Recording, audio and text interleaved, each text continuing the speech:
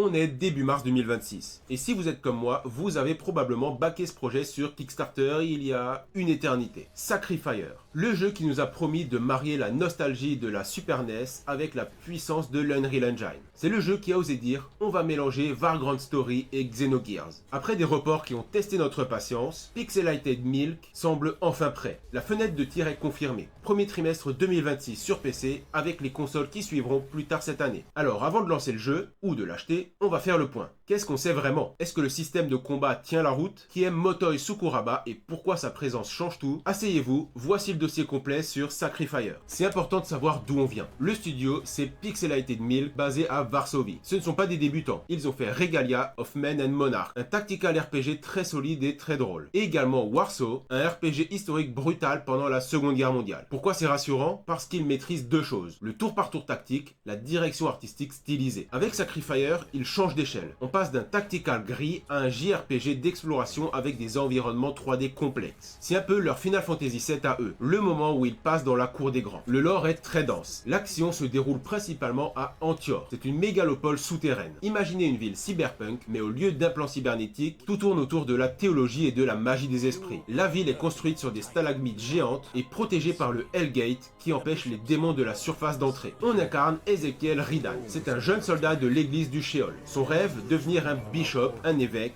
l'élite combattante. Mais évidemment, rien ne va se passer comme prévu. Ezekiel va découvrir que sa religion cache des secrets et des secrets bien sombres. Le twist du monde. Le jeu repose sur la dualité. Vous ne restez pas sous terre, vous voyagez aussi vers Erebus, le monde des esprits. Antioch, c'est la technologie, la pierre, l'ordre, l'oppression. Erebus, c'est la nature, le chaos, la liberté, le rêve. Pour nous, joueurs de JDR, c'est un setting fascinant. On a une vibe qui fait très Shin Megami Tensei. Ordre vs chaos. C'est là que Sacrifier joue sa vie, le système de combat. Pixelated Milk a pris un risque énorme, mélanger le temps réel et le tour par tour. Alors comment ça marche? Vous vous déplacez librement dans l'arène en temps réel pour esquiver les attaques. Mais quand vous voulez attaquer, le temps se fige et vous planifiez vos combos. Le détail qui tue, le ciblage localisé. Et c'est là que les fans de Vagrant Story vont se lever parce que oui, on peut cibler des membres bien précis. Vous tirez dans les jambes, l'ennemi est ralenti. Vous tirez dans le bras, il lâche son arme ou frappe moins fort. C'est une couche tactique que 99% des JRPG modernes n'utilisent pas. L'arme principale, le gantelet Divos. Ezekiel ne porte pas 50 épées. Il a un gantelet magique qui se transforme. Ce gantelet peut devenir une épée, une lance, un bouclier ou même une arbalète d'énergie. En termes de gameplay, ça veut dire que vous adaptez votre classe à la volée en plein combat. On appelle ça le style HD 2D qui a notamment été popularisé par Octopath Traveler, mais Sacrifier en a une approche légèrement différente. Les personnages sont des sprites 2D en pixel art haute résolution. Les décors sont en 3D avec des textures peintes. Le moteur, ils utilisent l'Unreal Engine pour générer des éclairages dynamique de fou. Regardez les reflets des néons sur les flaques d'eau ou les ombres portées par les sprites. C'est magnifique, mais ça a un coût. Les configs PC requis sont un peu plus élevés qu'un simple jeu indépendant. Prévoyez une machine correcte pour faire tourner ça en 4K 60 FPS. Motoi Sakuraba, c'est le compositeur de Dark Souls, Golden Sun, Tales of, Star Ocean, Valkyrie Profile. C'est une véritable légende vivante du rock progressif symphonique. Pour Sacrifier, il a composé une partie de l'OST. Le reste est géré par Gaff Records. D'après les extraits qu'on a eus, on est sur du Sakuraba Golden Era. Beaucoup de synthé, de la batterie énervée, des violons dramatiques, c'est épique. Le doublage. Le jeu est doublé en anglais. Le casting semble très solide, ce qui est plutôt rare pour un jeu indépendant de cette taille. Mais tout n'est pas rose. En tant qu'analyste, je dois soulever deux points. L'équilibre du combat. Les démos précédentes, qui datent de 2024-2025, montraient un système un peu brouillon. Mélanger action réelle et tour par tour est très difficile. Est-ce que la caméra suit correctement? Est-ce que l'IA des compagnons est intelligente? C'est le gros point d'interrogation du lancement. Et la lassitude des reports. Le jeu a été repoussé tellement de fois que la hype est retombée pour le grand public. Est-ce que le jeu sera assez long? Est-ce que le jeu sera assez poli pour justifier 4 ans d'attente post-Kickstarter? On espère que oui. Dans tous les cas, on ira le tester. Si vous aimez les JRPG des années 90, mais que vous voulez du confort moderne, alors oui, vous pouvez l'acheter les yeux fermés. Sacrifier est une véritable lettre d'amour à une époque révolue. Rien que pour la direction artistique et la musique, ça vaut le détour. Si vous êtes un puriste du tour par tour strict, attendez un petit peu. Regardez les premiers let's play pour voir si le côté action hybride ne vous stresse pas trop. Quoi qu'il en soit, février 2026 marque enfin l'arrivée de ce monstre, et j'espère qu'il tiendra ses promesses. Dites-moi en commentaire, est-ce que vous serez des joueurs du Day One?